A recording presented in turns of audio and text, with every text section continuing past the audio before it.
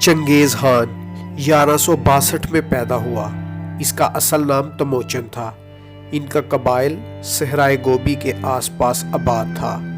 تاریخ میں آج تک جتنے بھی جرنیل اور جنگجو پیدا ہوئے ہیں جنہوں نے اپنی تلوار کے بل بوتے پر دنیا کا نقشہ بدل دیا، ان میں چنگیز خان کا نام سر فہرست شمار ہوتا ہے۔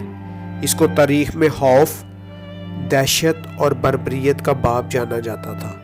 یہ ایک منگول سردار تھا جس نے 13 سال کی عمر میں تلوار اٹھائی اور 40 سال کی عمر میں یہ ایک بڑا بادشاہ بن گیا۔ جب تموچن پیدا ہوا تو اس وقت منگول قبائل بہت زیادہ پسماندہ ہوا کرتے تھے۔ وہ خانہ بدوشی کی زندگی گزارتے، کبھی اس چرواہ گاہ اور کبھی اس چرواہ گاہ میں جہاں کھانا اور چارہ بہتر ہوتا یہ وہاں پہ ڈیرا ڈال لیتے تھے۔ یہ شکار میں بہت زیادہ مہارت رکھتے۔ یہ چلتے گھوڑے کے اوپر سے تیر کا نشانہ لگا لیتے تھے، اس لیے تموچن بھی بچپن سے ہی گھڑ سواری اور بہترین تیر انداز تھا۔ باپ نے اس کی منگنی کر دی۔ تموچن کے باپ کو مخالف قبائل والوں نے زہر دے دیا جس سے اس کی موت واقع ہو گئی۔ یہ کیونکہ اپنے قبیلے کا سردار تھا، اس لیے اب نئے سردار کا مسئلہ پیدا ہو گیا۔ یہ قبیلہ صرف اس کو سردار مانتا جو اپنی طاقت اور صلاحیت سے خود کو منوائے، جبکہ تموچن بہت چھوٹا اور ماں بہت کمزور تھی، تو یہ ان کو سردار ماننے کے لیے تیار نہ تھے۔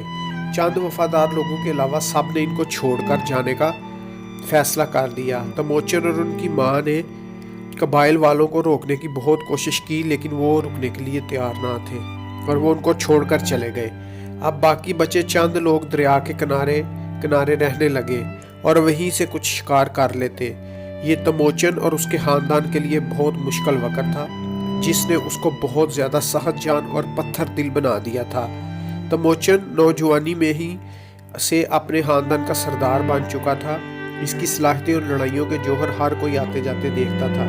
اس نے اپنے ارد گرد کے سارے قبائل اکٹھے کیے اور مل کر دوسرے علاقوں کو فتح کرنے کا مشورہ دیا، جس کو تمام قبائل کے سرداروں نے سراہا اور اس کو اپنا سردار بناتے ہوئے یہ فیصلہ قبول کر لیا۔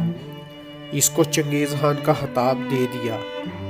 اس نے اپنے منصوبہ بندی اور ذہانت کے بل بوتے پر منگول سلطنت کو ایک طاقتور اور مضبوط ریاست کے طور پر متعارف کروایا۔ اس نے فوج کی تعمیر نو کی اور دیگر اداروں کو بھی مضبوط کیا۔ اس نے چین کو 2 دفعہ فتح کیا۔ چنگیز خان کی زندگی کا سب سے اہم واقعہ 1219 میں پیش آیا جب اس کے چند سفیر جو کہ مختلف ممالک میں بھیجے گئے تھے قتل ہو گئے۔ اس واقعے کو اس نے عالمی سطح پر خوب اٹھایا اور دنیا کو فتح کرنے کے لیے اٹھ کھڑا ہوا۔ پھر اس نے دنیا کے لیے بہت زیادہ علاقے فتح کیے۔ اس کی وفات 1227 میں ہوئی۔